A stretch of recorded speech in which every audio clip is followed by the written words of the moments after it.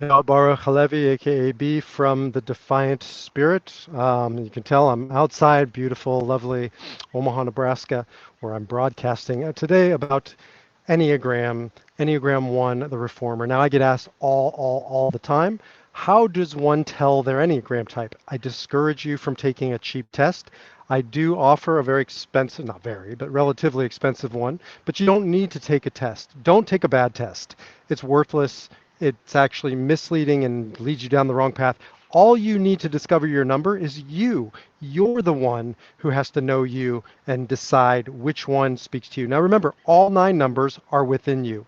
They are survival strategies, they're basic energies, but you do have one core type that is your go-to survival strategy. But you don't have to live, excuse me, in survival. You can stop surviving or reacting, as Dr. Viktor Frankl would say, and start thriving. Choose your response. Now, here's the work of an Enneagram 1, the reformer, sometimes called the perfectionist, doesn't matter, different names out there, but the Enneagram 1 in all systems is always the same.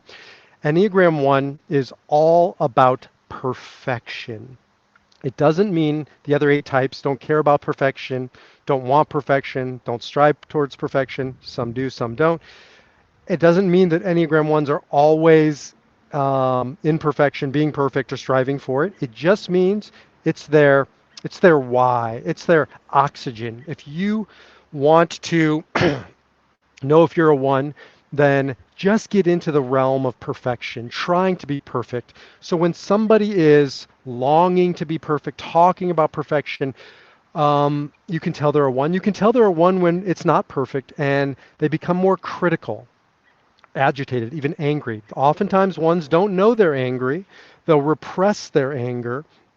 Unlike me, I'm an 8, and people know I'm angry. I know I'm angry. I express it. 1s will repress it, but it's usually around perfection. They live with so much pressure on themselves to be perfect. And the challenge with perfection is, of course, nobody's perfect. Nothing is perfect. The moment you get something to be quote unquote perfect, it's off and running, changing, devolving, whatever it is.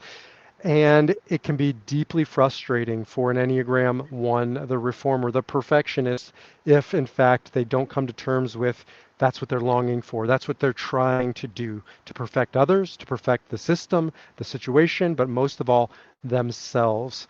So that's really the motivation of a 1. Now they'll take it out on systems, so they'll be very diligent. They'll become very detail oriented. That's one way you know you're with a 1. It doesn't mean they're detail oriented around everything.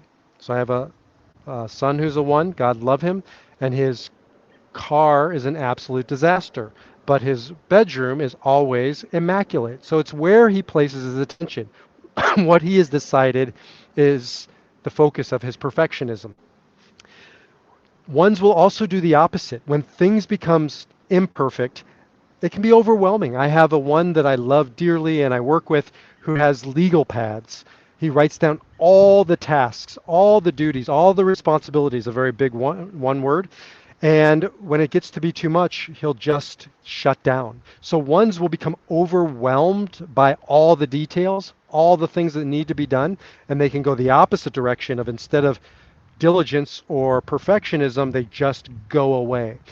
They always come back. I haven't met a 1 yet who hasn't returned at some point in their life to the table, because 1s take responsibility incredibly serious. Look, they're the most responsible people I know. Yes, other types, other people can be responsible, but 1s have this constant chatter in their head to be the good boy, to be the good girl. And they can dull it, they can mute it, they can try and make it go away for a while. It always comes back. So 1s are just good people. Eventually, it comes out. I want a 1 when I'm getting on an airplane and I know that the pilot is an Enneagram type. God love you 7s, you 8s. I want a 1 to make sure everything is in its proper order, to make sure we perfectly get to our destination. I don't want like sort of, I want perfect. I want my surgeon to be a 1. I want my accountant to be a 1.